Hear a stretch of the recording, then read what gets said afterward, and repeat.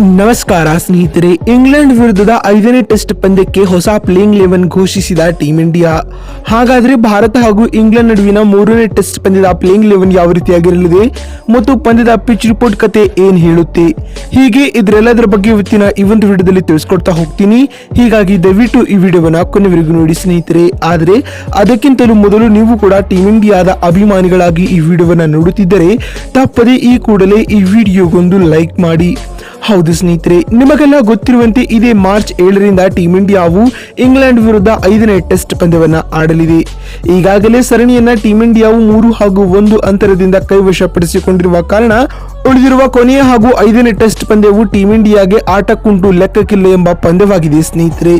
ಹೌದು, ಭಾರತ ಹಾಗೂ ಇಂಗ್ಲೆಂಡ್ ನಡುವಿನ 5ನೇ ಟೆಸ್ಟ್ ಪಂದ್ಯವು ಇದೇ ಮಾರ್ಚ್ 7ರಿಂದ ಮಾರ್ಚ್ 11ರವರೆಗೂ ನಡೆಯಲಿದೆ ಸ್ನೇಹಿತರೆ.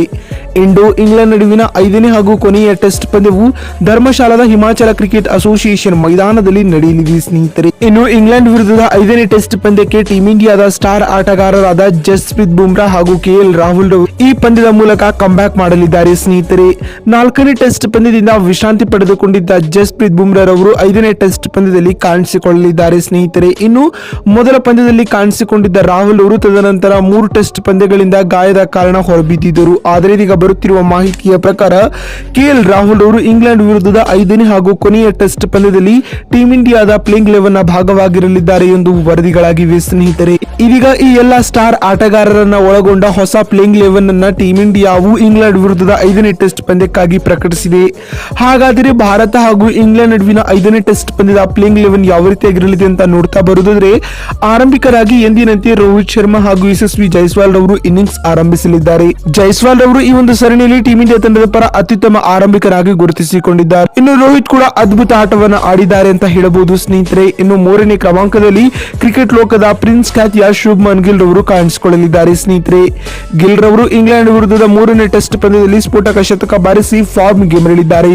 ಇನ್ನು 4ನೇ ಕ್ರಮಾಂಕದಲ್ಲಿ ಕನ್ನಡಿಗ ಕೆಎಲ್ ರಾಹುಲ್ ರವರು ತಂಡಕ್ಕೆ ಕಂಬ್ಯಾಕ್ ಮಾಡಲಿದ್ದು ಪ್ಲೇಯಿಂಗ್ 11 ನಲ್ಲಿಯೂ ಕಾಣಿಸಿಕೊಳ್ಳಲಿದ್ದಾರೆ ಸ್ನೇಹಿತರೆ. ಅಂದಹಾಗೆ 5ನೇ ಕ್ರಮಾಂಕದಲ್ಲಿ ವಿಕೆಟ್ ಕೀಪರ್ ಕಮ್ ಬ್ಯಾಟ್ಸ್ಮನ್ ಆಗಿ ಧ್ರುವ ಜುರೇಲ್ ರವರು ಕಾಣಿಸಿಕೊಳ್ಳಲಿದ್ದಾರೆ ಸ್ನೇಹಿತರೆ. ಇನ್ನು 6ನೇ ಕ್ರಮಾಂಕದಲ್ಲಿ ಯುವ ಆಟಗಾರನಾದ ಸರ್ಫರಾಜ್ ಖಾನ್ ರವರಿಗೆ ಇನ್ನೊಂದು ಅವಕಾಶ ನೀಡಲಾಗಿದೆ ಸ್ನೇಹಿತರೆ. ಅಂದಹಾಗೆ 7ನೇ ಕ್ರಮಾಂಕದಲ್ಲಿ ಸ್ಟಾರ್ ಆಲ್ರೌಂಡರ್ ಆಗಿರುವ ಮಿಸ್ಟರ್ ಸರ್ ಜಡೇಜಾ ರವರು ಟೀಂ ಇಂಡಿಯಾದ ಪ್ಲೇಯಿಂಗ್ 11 ನಲ್ಲಿ ಕಾಣಿಸಿಕೊಳ್ಳಲಿದ್ದಾರೆ ಸ್ನೇಹಿತರೆ.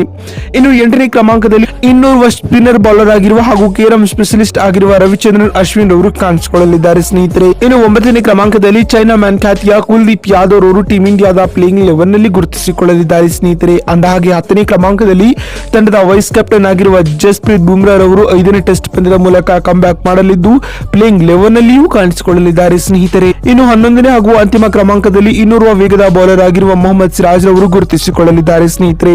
ಇನ್ನು ಪಂದ್ಯದ ಪಿಚ್ ರಿಪೋರ್ಟ್ ಬಗ್ಗೆ ಮಾತನಾಡುತ್ತಾ ಬರುವುದಾದರೆ, ಭಾರತ ಹಾಗೂ ಇಂಗ್ಲೆಂಡ್ ನಡುವಿನ 5ನೇ test ಪಂದ್ಯವು Himachal Pradesh cricket association ಮೈದಾನದಲ್ಲಿ ನಡೆಯಲಿದೆ ಸ್ನೇಹಿತರೆ. ಇದೊಂದು ಟರ್ನಿಂಗ್ ಪಿಚ್ ಅಂತಾನೆ ಹೇಳಬಹುದು. ಹೀಗಾಗಿ ಇಲ್ಲಿ ಟಾಸ್ ಗೆದ್ದವರು ಮೊದಲು ಬ್ಯಾಟಿಂಗ್ ಮಾಡಲಿದ್ದಾರೆ. ಏಕೆಂದರೆ ಮೊದಲು ಬ್ಯಾಟಿಂಗ್ ಮಾಡುವ ತಂಡವು ಈ ಒಂದು ಮೈದಾನದಲ್ಲಿ ಉತ್ತಮ ಸ್ಕೋರ್ ಗಳಿಕೆಯ ದಾಖಲೆಯನ್ನ ಹೊಂದಿದೆ.